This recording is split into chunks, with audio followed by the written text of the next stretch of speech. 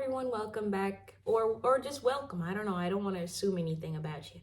To Wahoo's Corner. Today I'm gonna be reading again from Mihai Eminescu's selected poems that my friend gifted me.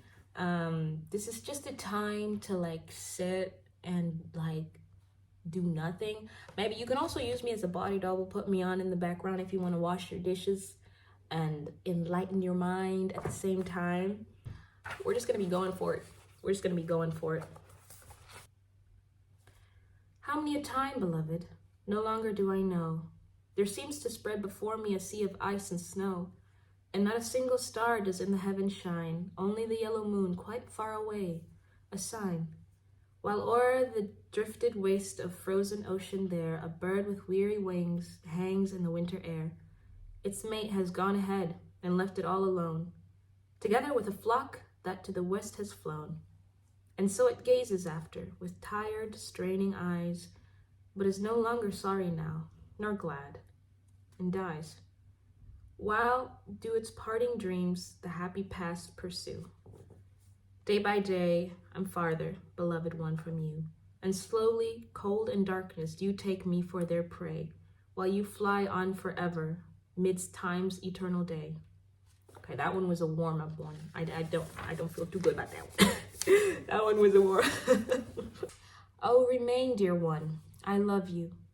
Stay with me in my fair land, for your dreamings and your longings only I can understand. You who like a prince reclining o'er the pool with heaven starred, you who gaze up from the water with such earnest deep regard. Stay, for where the lapping wavelets shake the tall and tasseled grass, I will make you hear in secret how the furtive chamois pass. Oh, I see you wrapped in magic, hear your murmur low and sweet, as you break the shallow water with your slender naked feet. See you thus amidst the ripples which the moon's pale beams engage, and your years seem but an instant, and each instant seems an age. Thus spake the woods in soft entreaty, arching boughs above me bent, but I whistled high and laughing out into the open went. Now, though e'en I roamed that country, how could I its charm recall? Where has boyhood gone, I wonder, with its pool and woods and all?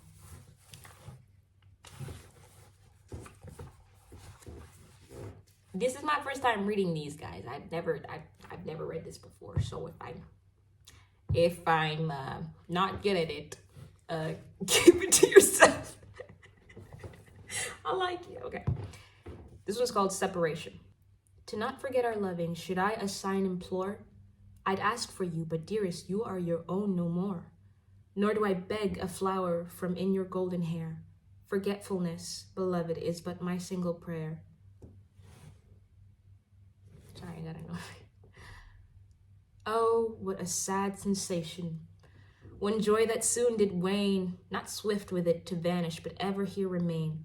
Down quite a different valley does that same river fret, the long and silent sameness of immutable regret, when through this life to wander it has been writ. It seemed a dream made out of shadow, a shadow made of dream. From now in my existence, what interest can you hold? Why should one count the ages that o'er the dead are rolled? No matter when I die, this or some later day, my wish is out of the mind of all till I pass away. And you forget the dream that our two hearts endears. When you look back, beloved, upon the faded years, let in the depths of shadow my memory be gone, as though we midst our loving each other had not known, as though those hours of wonder in fact we did not live. That I so deeply love you, dear one, can you forgive? My face turned to the desert, you left me all alone, and cold beneath my eyelids my eyes have turned to stone. And when at last death's soil my body does reclaim, then who on earth will know me or know from whence I came? A chant of lamentation within cold walls will chime, to beg for me in weeping the peace of endless time. And I would fain that someone quite near to me then came to whisper to me softly, beloved one, your name. While then, should they my body in the gutter throw, still that would be far better than what I suffer now. Afar off in the distance a flock of crows arise, and darken all the heavens before my sightless eyes. Beyond the earth's deep margin a hurricane does start, flinging to the world my dust, into the wind your heart.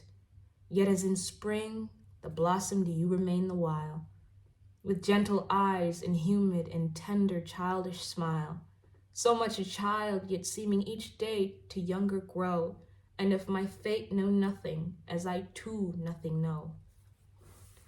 That one was quite challenging. That one was, I think that might be my favorite one so far. Let me just go ahead and mark it.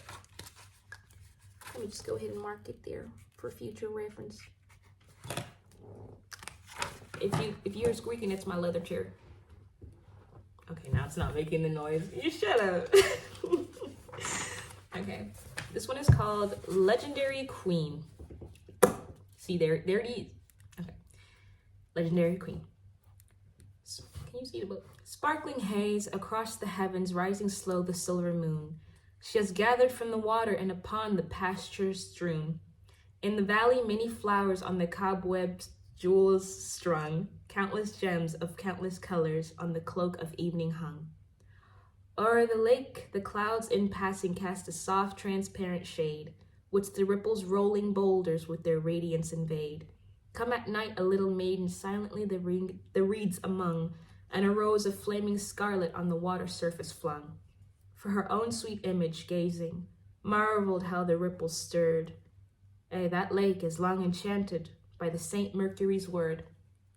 Flung a rose of flaming scarlet that the waters mirrored blurred. Scarlet roses are enchanted by the Saint Veneris word. Long she gazes, hair soft golden, o'er her face the moon's pale light, while within her eyes of violet all time's fairy tales unite. These are tongue twisters. You guys try saying these out loud. I imagine what they sound like in Romanian too. This one is called Ode in antique meter. Oh, that's exciting. Oh, great. Hope I don't fuck it up. Okay. I little thought that I would learn to die. Forever young, enveloped in my cloak, my dreaming eyes I lifted to the star of solitude. When of a sudden you stood in my way, on anguish you of nameless suffering sweet. And to the dregs I dank the draught of death unpardoning. Miserably I burn alive like Nisus or Hercules wrapped in his poison cloak. The fire in me, the boundless sea itself, could never quench. By my own dreams consumed, I endless wail. At my own pile I am consumed in flame. Shall I then luminous one day return, as does the phoenix? Tormenting eyes but vanish from my way. Come to my breast again, sad unconcerned, that I may die in peace at last myself. Give back to me. This one's called Midst the Dense Old Forest Stout. I'm gonna try and in the folk style. I'm gonna try and do what I imagine the folk style is. Midst the dense old forest stout, all the merry birds fly out. Quit the hazel thicket there, out in the sunny air, round the pool grown high with sedge, fly about the water's edge, where by little waves deflected, on its shining face reflected, image of the moon is lying, and of birds of passage flying, and of stars in heaven blue, and of swallows not a few, and my darling's image too.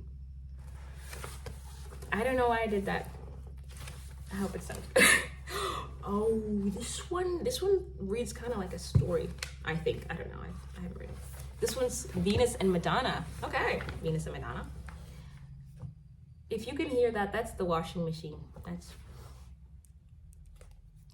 Venus and Madonna.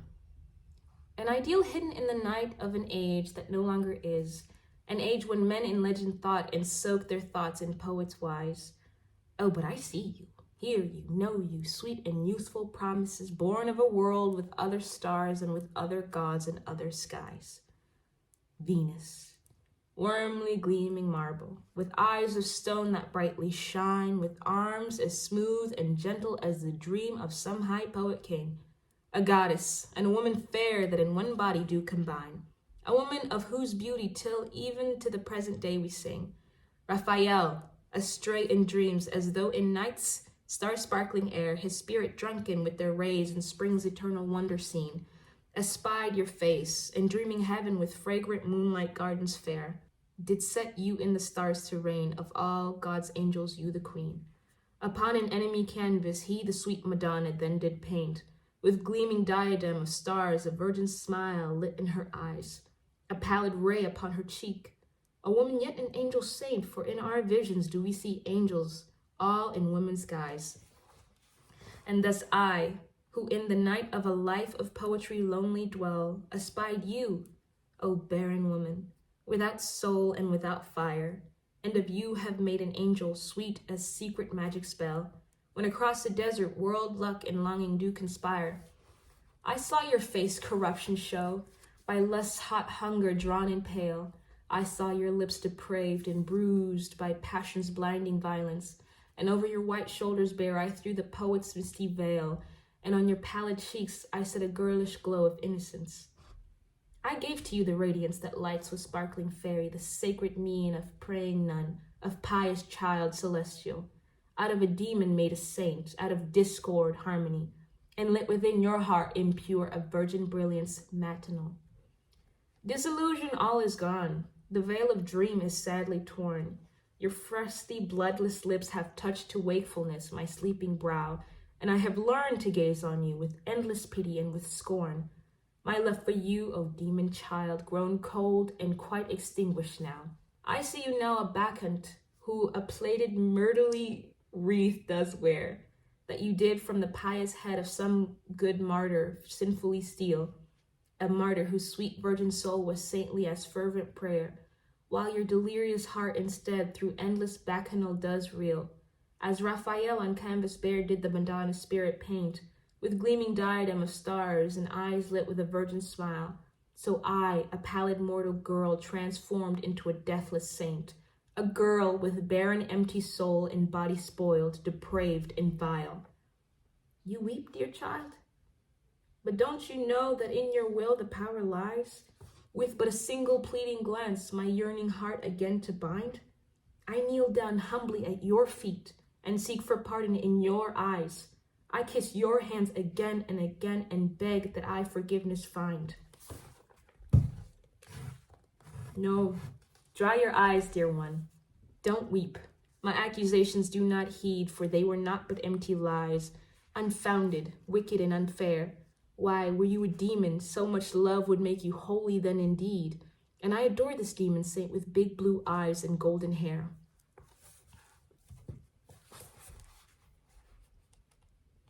This one's called Sonnet. Oh. Okay, I think they're just untitled. They just call them sonnets. Loving in secret, I did silence hold, dimming in this your clemency would dwell. For when my searching eyes on yours fell, a world of shadowed dreams they did behold. I can no more.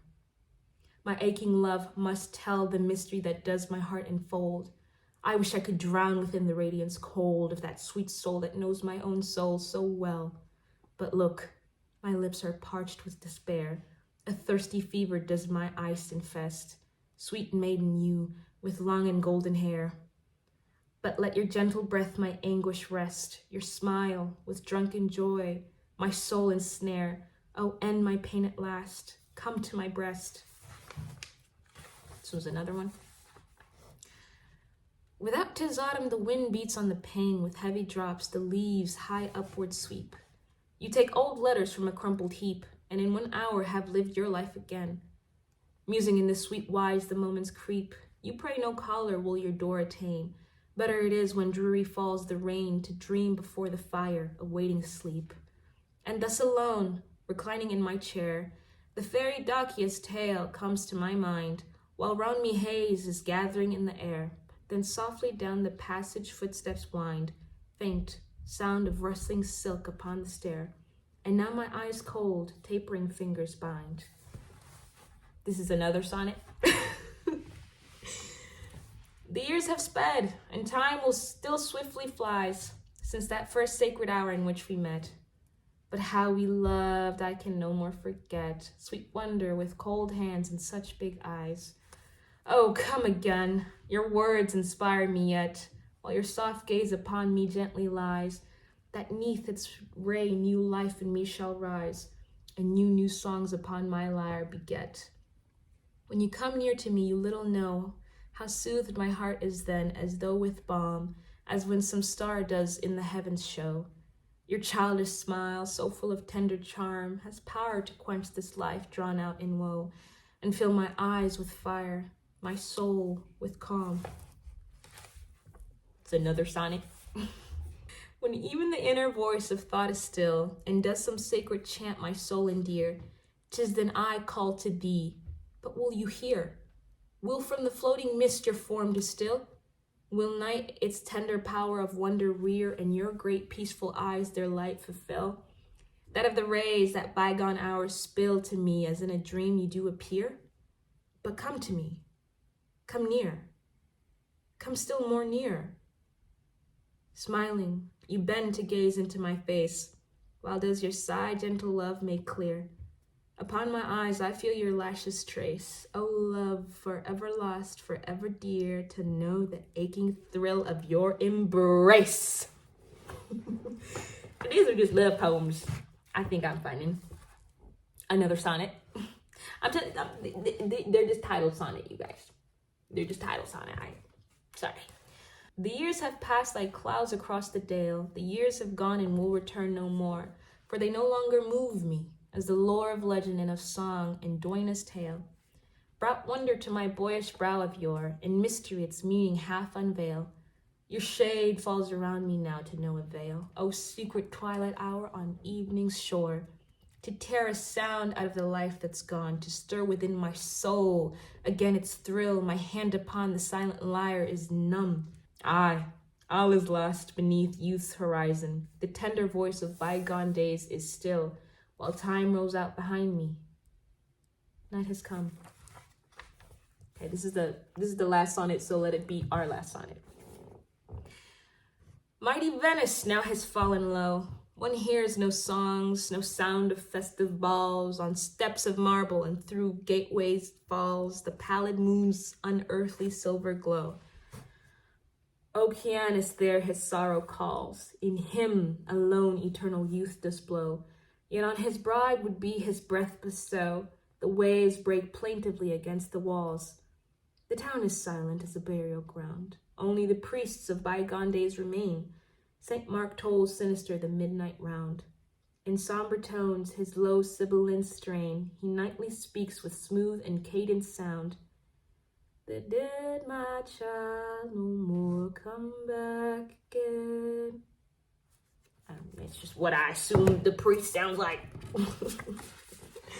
But yeah, this was another installment of Mihai Eminescu's selected poems, a work of selected poems.